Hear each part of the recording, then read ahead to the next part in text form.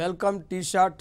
Indian ఎకానమీలో భాగంగా మన నేషనల్ ఇన్కమ్ జాతీయ ఆదాయం అనే టాపిక్ను మనం అధ్యయనం చేసినట్లయితే జాతీయ ఆదాయాన్ని ఎందుకు లెక్కించాలి, మరి వాస్తవానికి జాతీయ ఆదాయం లెక్కించడం వల్ల ఏం ప్రయోజనం అనేది మనం తెలుసుకుంటే, జాతీయ ఆదాయం అనగానేమి, జాతీయ ఆదాయం లెక్కించే పద్ధతులేంటి, జాతీయ ఆదాయం నిర్ణయించే అంశాలేంటి, జాతీయ ఆదాయంలో ఏ భాగాలు ఉంటాయి, జాతీయ ఆదాయ భావనలేంటి, ఇవన్నీ కూడా మనం మెయిన్గా క్షుణ్ణంగా అధ్యయనం చేయవలసి ఉంటుంది. మరి జాతీయ ఆదాయంలో ప్రాథమిక రంగం వాటెంత, ద్వితీయ రంగం వాటెంత, తృతీయ రంగం వాటెంత, భారతదేశ తలసరి ఆదాయం ఎంత ఉంది, ప్రస్తుత ధరలో భారతదేశ తలసరి ఆదాయం ఎంత ఉంది, ఆధార సంవత్సర ధరలో తలసరి ఆదాయం ఎంత ఉంది అనే దాన్ని మనం ప్రధానంగా కరెంట్ ఎకానమీ మరి కాన్స్టాంట్ ఎకానమీ రెండింటి గురించి మనం జాతీయ ఆదాయంలో నేర్చుకోవాల్సి ఉంటుంది. అంటే ఇక్కడ నేషనల్ ఇన్కమ్ జాతీయ ఆదాయాన్ని ఎందుకు లెక్కించాలంటే, జాతీయ ఆదాయ లెక్కలు ఒక దేశ ఆర్థిక వ్యవస్థకు అద్దము లాంటివి. అంటే జాతీయ ఆదాయం లెక్కించడం వల్ల మనం దేశం ముందుకు పోతుందా, దేశం వెనకకు పోతుందా, దేశం అభివృద్ధి చెందుతుందా చెందట్లేదా అనేది మనం తెలుసుకోవచ్చు. అంటే ఒక దేశ ఆర్థిక వ్యవస్థకు జాతీయ ఆదాయ లెక్కలు చాలా కీలకమైనవి. మరి ఒక సంవత్సర కాలంలో ఒక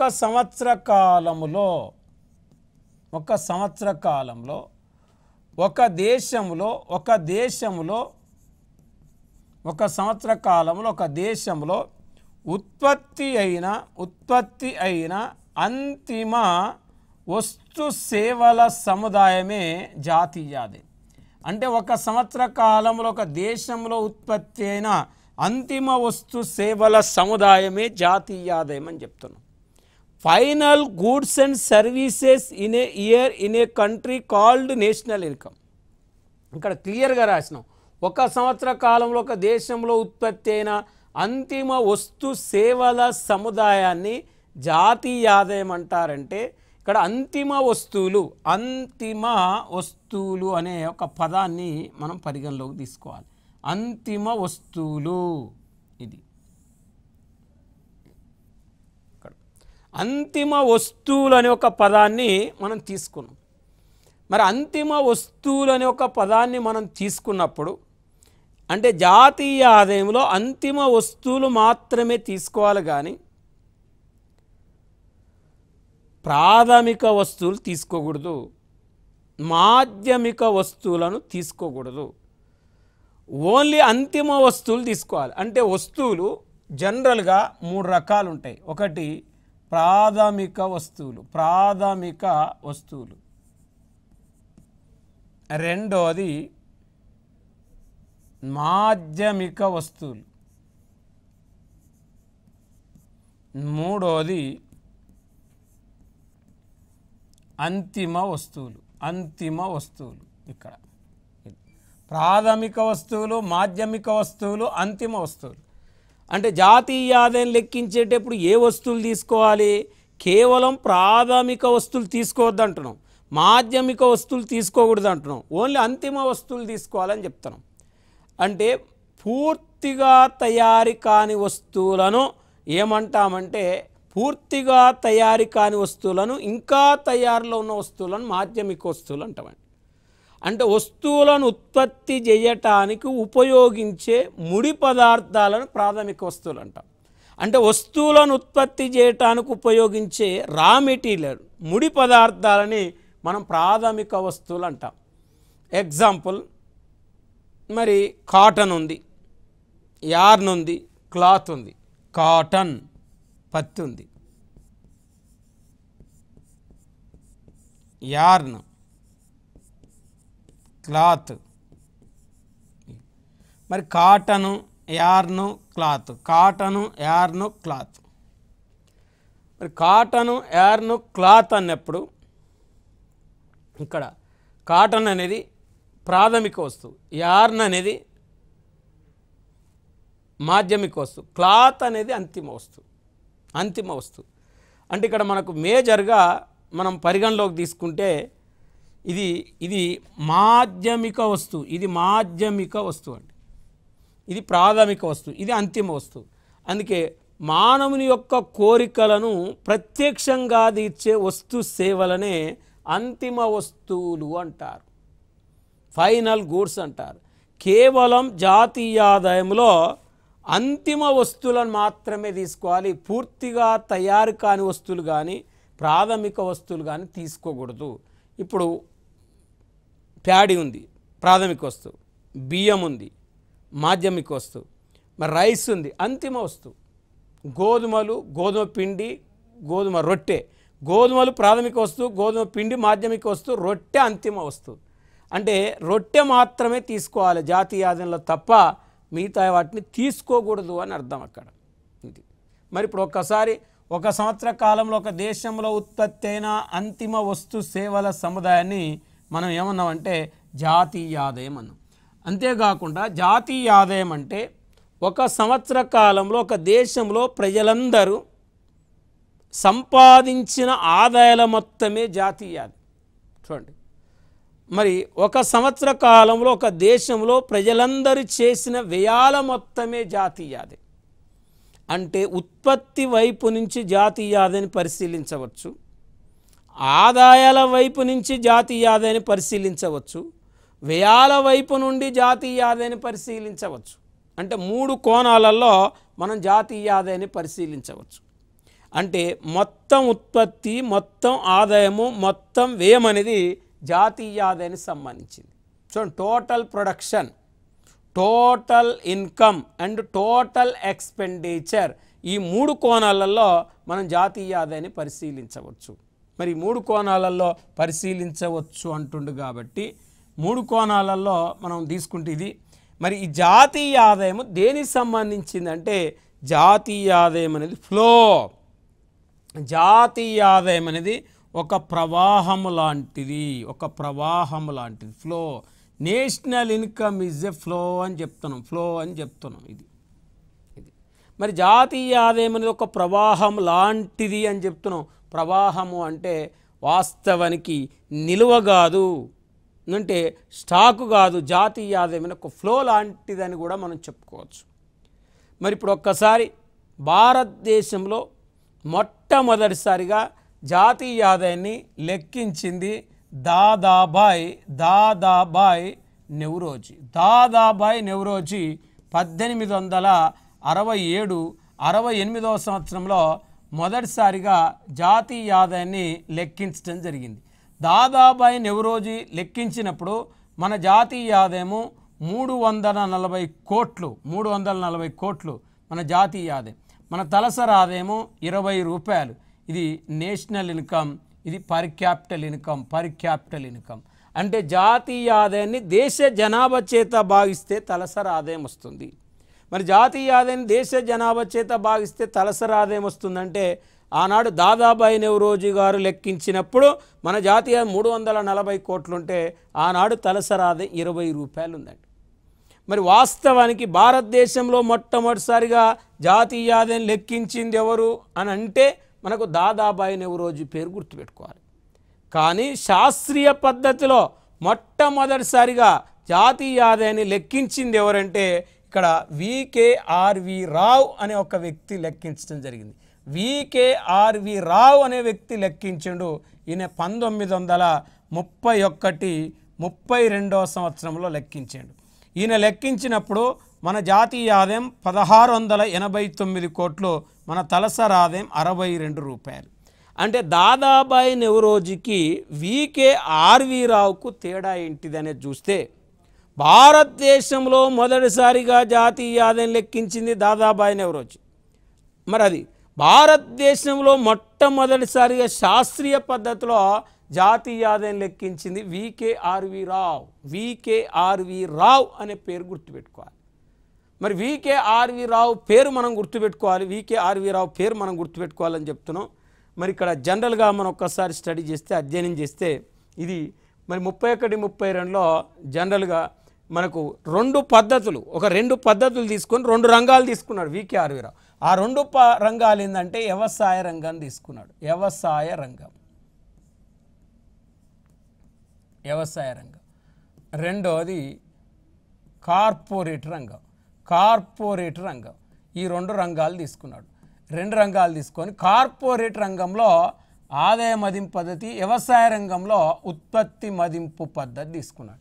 అంటే 2 పద్ధతులు 2 రంగాలు తీసుకొని ఒక సిస్టమేటిక్గా ఒక సైంటిఫిక్ మెథడ్లో ఒక శాస్త్రీయ పద్ధతిలో మొదటిసారిగా జాతీయ ఆదాయం లెక్కించింది వికేఆర్వి రావు.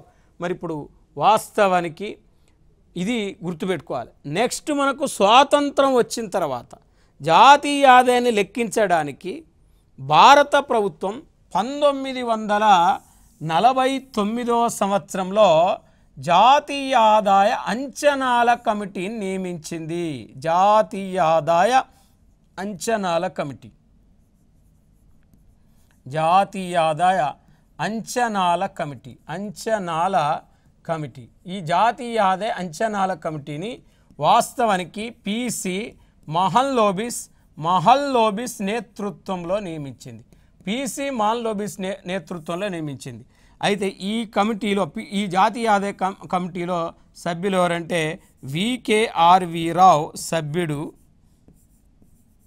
డిఆర్ గాడ్గిల్ సభ్యుడు.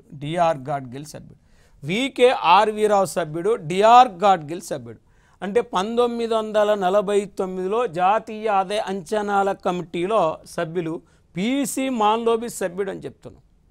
అంటే ఈయన ఒక సభ్యుడు, డిఆర్ గడ్గిల్ సభ్యుడే, వికేఆర్వి రావు సభ్యుడు, 3 సభ్యులు. ఈ 3 సభ్యులకు జాతీయ ఆదాయ అంచనాల కమిటీకి అధ్యక్షుడు ఎవరంటే పిసి మహల్లోబిస్ అధ్యక్షుడు.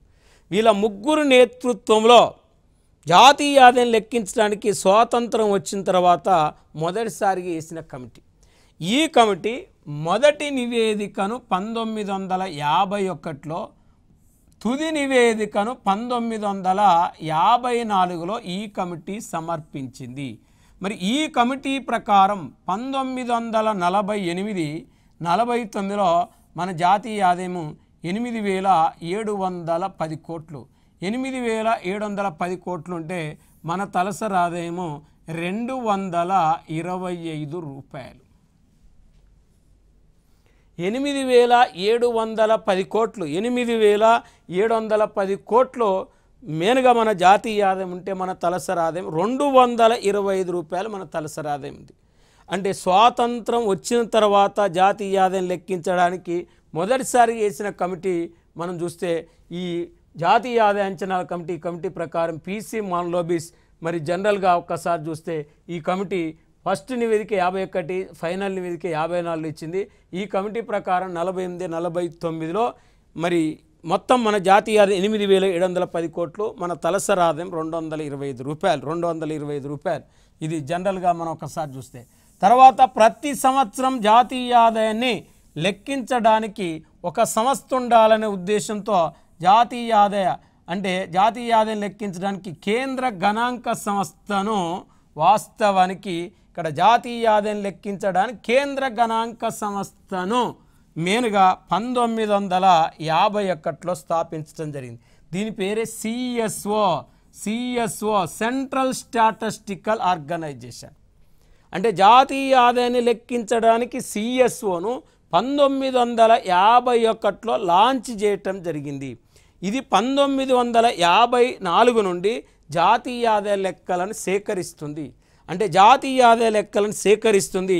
సిఎస్ఓ ప్రధాన కార్యాలయమో న్యూఢిల్లీలో ఉంది. సిఎస్ఓ యొక్క ప్రధాన కార్యాలయం ఎక్కడుందంటే న్యూఢిల్లీలో ఉంది. దీని యొక్క హెడ్ క్వార్టర్, కేంద్ర గణాంక సంస్థ యొక్క ప్రధాన కార్యాలయం న్యూఢిల్లీలో ఉంది. మరి నెక్స్ట్ మనం చూస్తే జాతీయ గణాంక సంస్థ అంటే నేషనల్ స్టాటిస్టికల్ ఆర్గనైజేషన్. ఇది జాతీయ గణాంక సంస్థ 2006 జూలై 12న దీన్ని ఏర్పాటు చేయటం జరిగింది. 2006 జూలై 12న ఏర్పాటు చేశారు. అంటే ఇప్పుడు జనరల్గా సిఎస్ఓ 1951లో ఏర్పాటు చేశారు. ఎన్ఎస్ఎస్ఓ 1950లో ఏర్పాటు చేశారు. ఎన్ఎస్ఓ 2006లో ఏర్పాటు చేశారు. సిఎస్ఓ జాతీయ ఆదాయాన్ని గణిస్తుంది, ఎన్ఎస్ఎస్ఓ నిరుద్యోగాన్ని పేదరికాన్ని గణిస్తుంది. ఇది అయితే సిఎస్ఓను ఈ ఎన్ఎస్ఎస్ఓను ఎన్ఎస్ఓలో 2007లో కలపాలని నిర్ణయం తీసుకున్నారు. అంటే సిఎస్ఓను ఎన్ఎస్ఎస్ఓను 2007లో వాస్తవానికి ఎన్ఎస్ఓలో కలపాలని నిర్ణయం తీసుకున్నప్పుడు కలపలేదు. అది కలపలేదు. అయితే 2019 మే 23వ తారీఖు నాడు మినిస్ట్రీ ఆఫ్ ప్రోగ్రామ్ స్టాటిస్టికల్ ఇది index ministry of program statistical index వారు 2019 మే 23న సిఎస్ఓ ఎన్ఎస్ఎస్ఓను ఎన్ఎస్ఓలో కలపాలని నిర్ణయం తీసుకోవటం జరిగింది. అంటే వాస్తవానికి సిఎస్ఓ హెడ్ క్వార్టర్ న్యూఢిల్లీలోనే ఉంది, ఎన్ఎస్ఎస్ఓ హెడ్ క్వార్టర్ న్యూఢిల్లీలోనే ఉంది, ఎన్ఎస్ఓ హెడ్ క్వార్టర్ న్యూఢిల్లీలోనే ఉంది. అంటే ఈ సిఎస్ఓ ఎన్ఎస్ఎస్ఓను 2019 మే 23న Ministry of Progress Statistical Implementation వారు మరి ఎన్ఎస్ఓలో కలపాలని నిర్ణయం తీసుకుంటే ఈ రెండింటిని 2019 మే 26వ తారీఖు నాడు వాస్తవానికి మరి ఎన్ఎస్ఓలో ఈ రెండింటిని ఇలా కలపటం జరిగింది. ఇది చూడండి. మరి వాస్తవానికి 2019-20 నుంచి జాతీయ ఆదాయాన్ని 2019-20 నుంచి జాతీయ ఆదాయాన్ని మరి ఎన్ఎస్ఓ లెక్కిస్తుంది. ఎన్ఎస్ఓ అంచనా వేస్తుంది 2019-20 నుంచి. ప్రస్తుతం మన దేశంలో జాతీయ ఆదాయాన్ని గణించే సంస్థ ఏందని అనుకోండి, నేషనల్ స్టాటిస్టికల్ ఆర్గనైజేషన్ అనేది గుర్తుపెట్టుకోవాలి. మరి ఇప్పుడు జనరల్గా ఇది మనం పరిగణలో తీసుకుంటే వాస్తవానికి ఇక్కడ 2019 మే 23న కేంద్ర గణాంక సంస్థ మరి జాతీయ నమూనా సర్వే సంస్థను జాతీయ గణాంక సంస్థలో కలపడానికి నిర్ణయం తీసుకోవటం జరిగింది. మరి ఇక్కడ వాస్తవానికి జరిగింది అని చెప్తున్నాం. ఇక్కడ 2019 మే 26న దీన్ని కలిపేయటం జరిగింది. కాబట్టి ఇది వాస్తవానికి జాతీయ ఆదాయం మదింపు పద్ధతులు. Estimation of national income method చదివే ముందు వాస్తవం జాతీయ ఆదాయాన్ని లెక్కించడానికి వాస్తవాన్ని భారతదేశ ఆర్థిక వ్యవస్థను 3 రంగాలుగా విభజిస్తారు. అయితే జీడిపి ఆధారంగా 3 రంగాలు, జిఎన్పి ఆధారంగా 4 రంగాలుగా విభజిస్తారు. మరి జీడిపి ఆధారంగా 3 రంగాలు ఏంటి అంటే ప్రాథమిక రంగం, 2 ద్వితీయ రంగం, 3 తృతీయ రంగం, 4 విదేశ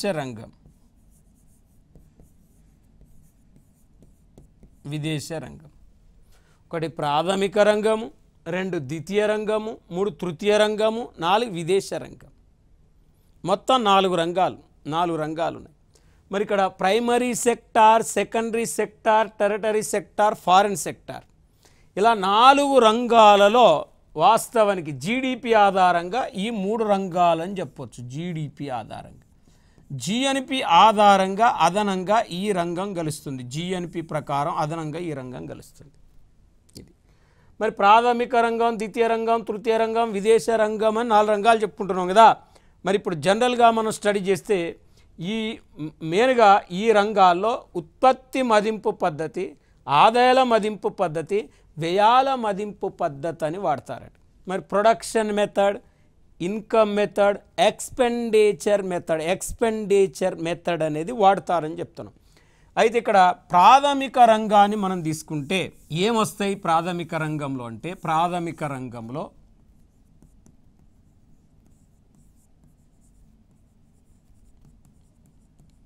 వ్యవసాయం,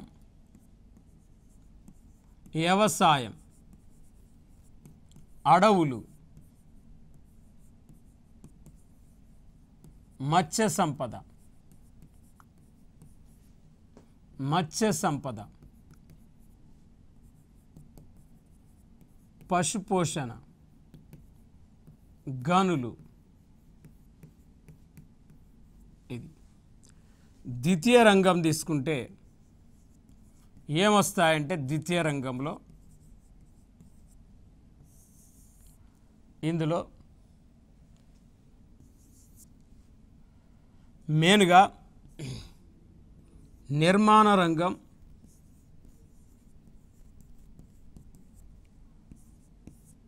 తయారీ రంగం,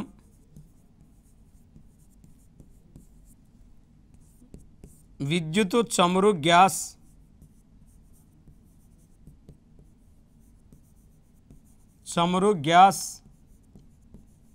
నీటి సప్లై. తృతీయ రంగంలో వ్యాపారం, హోటళ్ళు, రెస్టారెంట్లు. తర్వాత రవాణా, సమాచారం, బ్యాంకులు, బీమా. తర్వాత రియల్ ఎస్టేట్.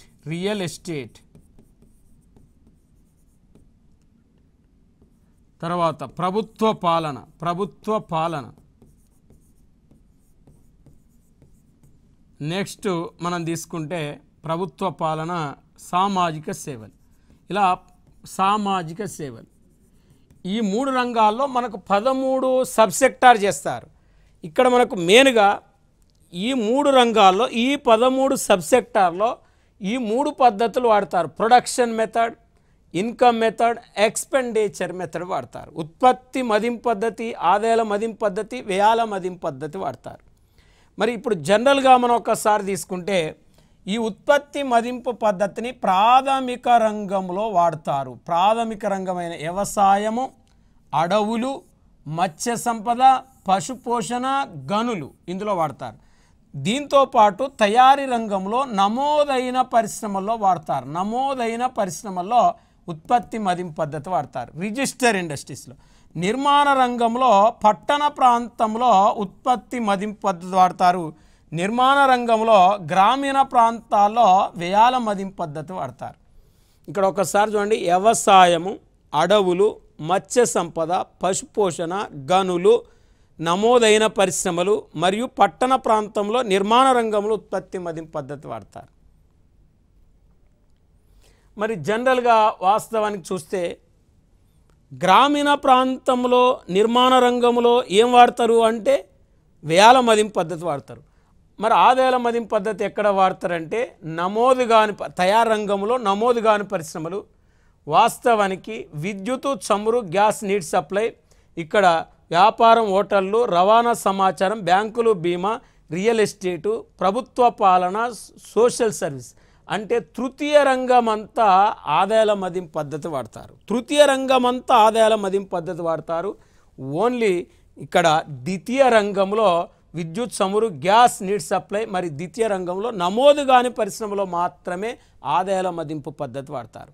అంటే జాతీయ ఆదాయం లెక్కించడానికి ఎన్ని పద్ధతులు వాడతారంటే జనరల్గా 3 పద్ధతులు వాడతారు. ఈ 3 పద్ధతులను ఉపయోగించి జాతీయ ఆదాయాన్ని ప్రజెంట్ ఎవరు లెక్కిస్తున్నారు అంటే నేషనల్ స్టాటిస్టికల్ ఆర్గనైజేషన్. అంటే నేషనల్ స్టాటిస్టికల్ ఆర్గనైజేషన్ అంటే కేంద్ర గణాంక సంస్థ ప్రజెంట్ లెక్కిస్తుంది, ప్రజెంట్ అంచనా వేస్తుంది అని చెప్తున్నాం. మరి ప్రజెంట్ లెక్కిస్తుంది, ప్రజెంట్ అంచనా వేస్తుంది అని చెప్తున్నాం.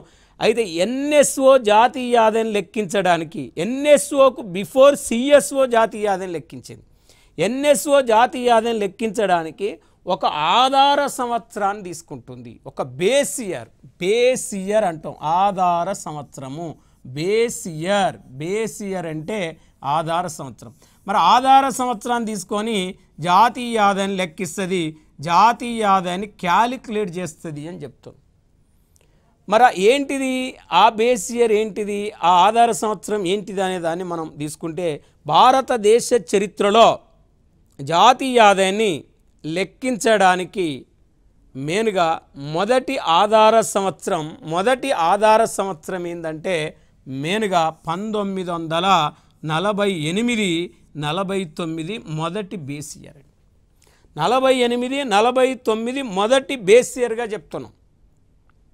మరి ప్రస్తుతం భారతదేశంలో జాతీయ ఆదాయం లెక్కించడానికి ఆధార సంవత్సరంగా దేన్ని తీసుకుంటున్నారు అంటే ప్రజెంటు 2011 12వ సంవత్సరాన్ని మెయిన్గా బేస్ ఇయర్గా తీసుకొని జాతీయ ఆదాయం లెక్కిస్తున్నారు. ఇది ప్రజెంట్ బేస్ ఇయర్, ప్రజెంట్ ఆధార సంవత్సరం జాతీయ ఆదాయం లెక్కించడానికి, జాతీయ ఆదాయాన్ని అంచనా వేయటానికి బేస్ ఇయర్గా 11-12ని తీసుకుంటున్నారు. మరి ఇప్పుడు జనరల్గా ఒక్కసారి చూస్తే ఇప్పుడు జాతీయ ఆదాయాన్ని లెక్కించ పద్ధతులు, జాతీయ ఆదాయాన్ని లెక్కించడానికి ఆధార సంవత్సరాన్ని మనం నేర్చుకున్నాం. మరి జాతీయ ఆదాయ భాగాలు మనం చూస్తే జాతీయ ఆదాయ భాగాలు ఇది. మరి కంపోనెంట్స్ ఆఫ్ నేషనల్ ఇన్కమ్ అంటున్నాం. కంపోనెంట్స్ ఆఫ్ నేషనల్ ఇన్కమ్ చూస్తే వినియోగము, పెట్టుబడి, ప్రభుత్వ వ్యయము, నికర విదేశ రాబడులు, నికర విదేశ మరి ఆదాయ బదిలీలు, ఇవి జాతీయ ఆదాయంలో భాగాలు. C consumption, I investment, G government expenditure, R minus P అంటే ఎక్స్ మైనస్ ఎం నికర విదేశ రాబడులు, నికర విదేశ రాబడులు, ఆర్ మైనస్ పి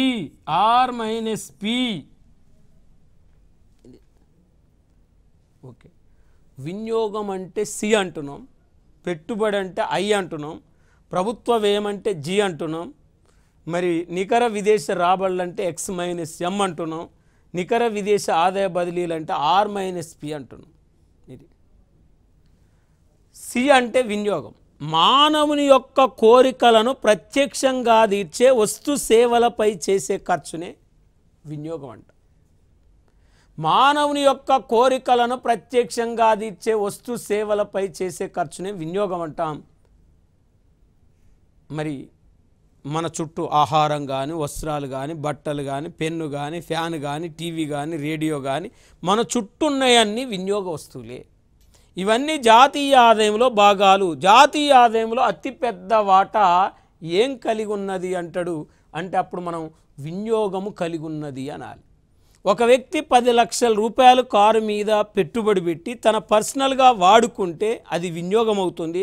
రెంటల్గా యూజ్ చేస్తే, రెంటల్కి ఇస్తే అది పెట్టుబడి అవుతుంది. మానవుని యొక్క కోరికలను పరోక్షంగా తీర్చే వస్తు సేవలపై చేసే ఖర్చునే పెట్టుబడి అంటారు. మరి ఈ పెట్టుబడి అంటే యంత్రాలు, యంత్ర పరికరాలు, భవనాల మీద చేసేదంతా పెట్టుబడి కిందికి వస్తుంది.